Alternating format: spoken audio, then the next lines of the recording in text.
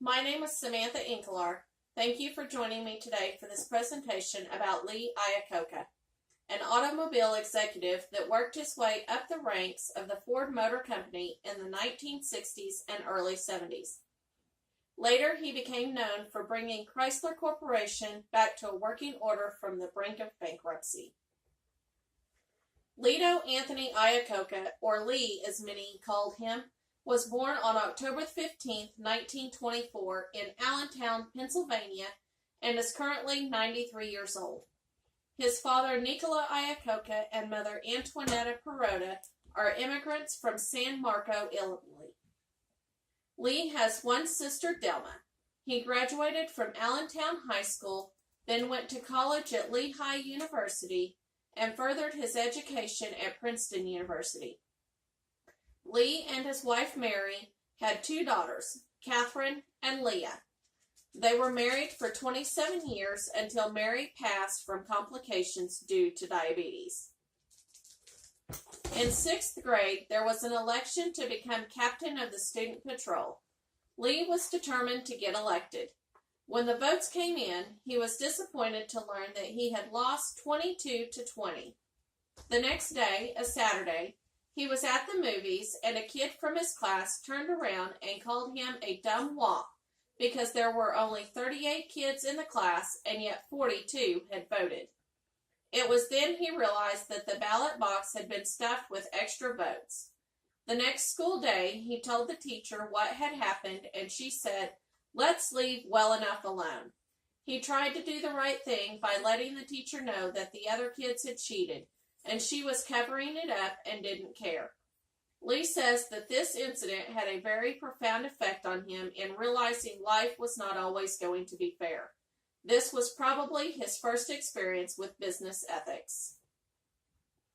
Lee first began his career at Ford as a student engineer in August of 1946. As a student engineer, he was in a program called the Loop Training Course because the trainees made a complete circuit of the entire operation. By the time he was done with the loop, he would have been familiar with every stage of manufacturing a car.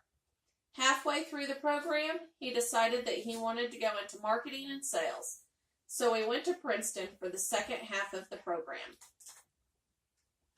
The district manager of Chester, Pennsylvania, was willing to give Lee a chance. He was hired for a low-level desk job in fleet sales. His job was to speak to fleet purchasing agents about allocation of new cars. People think that good salesmen are born and not made, but Lee says that learning the skills of salesmanship take time and effort. Since no car production was going on during the war, demand for cars was high at this time. Every new car was sold, at least for sale list price, and there was demand for used cars as well. The backlog of new cars gave his job a lot of power. Lee says in his autobiography that he could have cheated if he wanted, because there was a lot of shady dealing going on. Salesmen selling cars in exchange for gifts or trips. Lee avoided taking part in self-serving bias. Lee was promoted to general manager November 10, 1960. In this position, he became familiar with the quarterly reviews that stockholders received. Lee wondered if stockholders had quarterly reviews for the company, then why didn't the company have quarterly reviews for the executives? This encouraged Lee to come up with a new management system that he continued to use through his career. With this new system, he would have his key people ask their key people, "What are your plans, priorities, and hopes for the next 90 days? How do you plan to achieve these goals?" Lee had this system go all the way to the employees on the factory floor. He seemed to be big on employee accountability because he says the system is not only a quarterly review, but a system to keep employees accountable for themselves. Reviews keep the good guys from getting passed over, but most importantly, it keeps the bad guys from being able to hide, thus preventing bad ethical behaviors. Ford was working on a new car scheduled to come out in 1962. It was a German-built compact known as the Cardinal. It was Lee's job to oversee the production. He flew to Germany to check on the progress with the Cardinal and was not impressed. When he got back to the States, he went straight to Henry Ford and told him the Cardinal is a loser. He told Henry that the company just could not afford another lemon. They stopped the production and Lee was able to work on some new ideas. Lee and the group of guys he put together had some ideas to make something similar to the Falcon, but yet different enough to be its own car.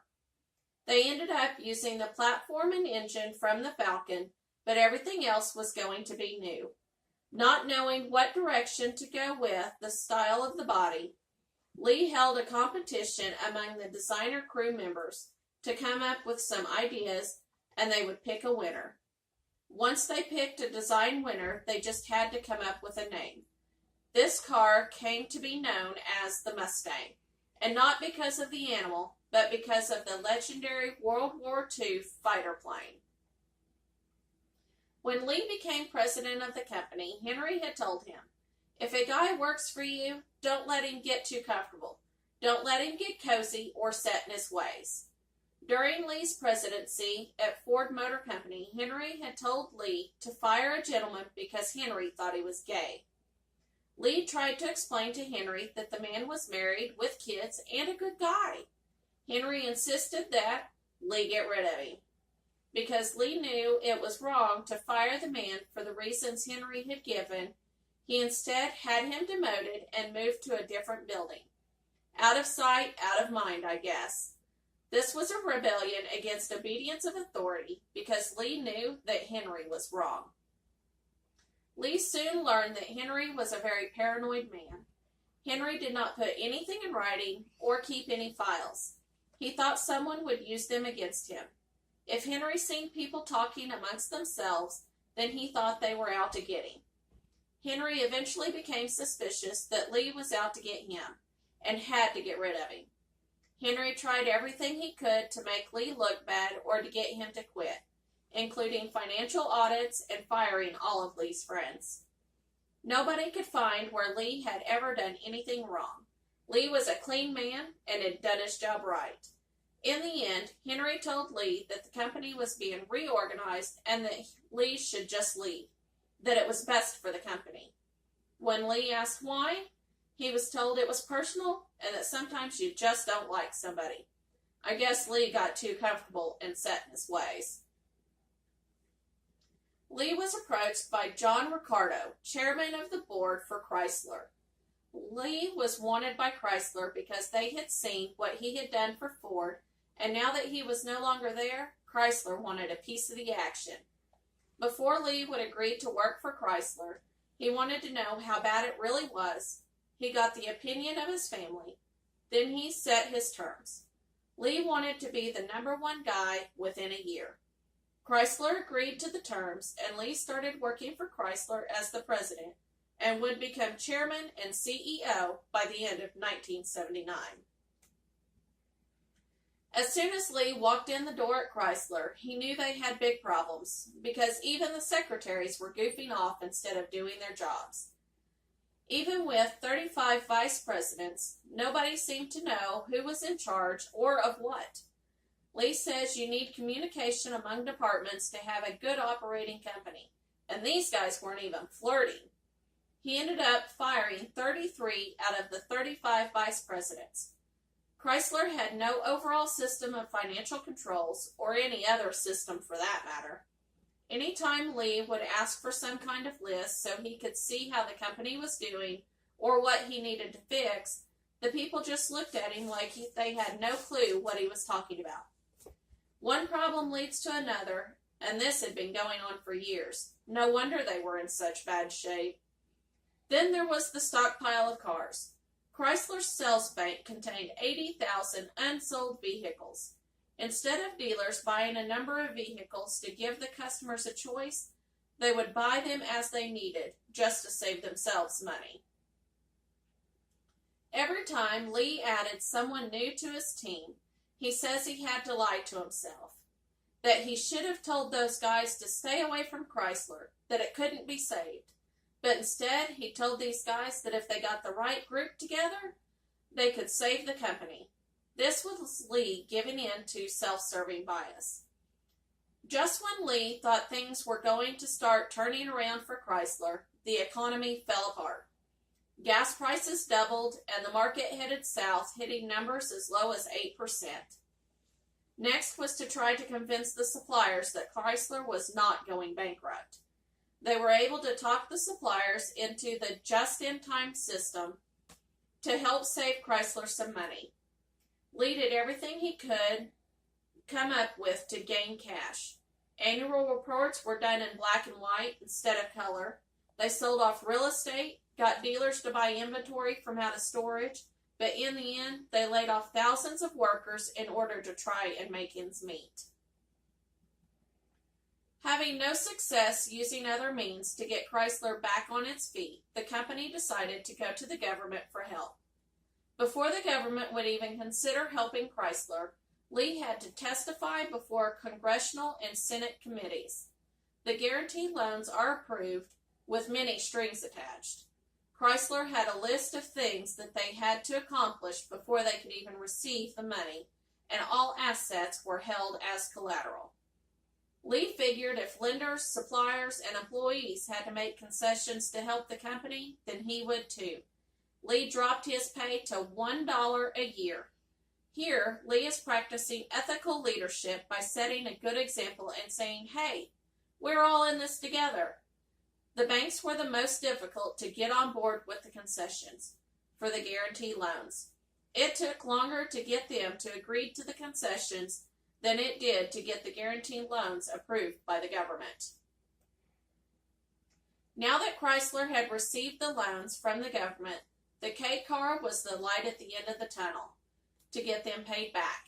If they failed with the K car, they would be done for. There would be no coming back. The K car was off to a slow start, but they were able to get back on their feet.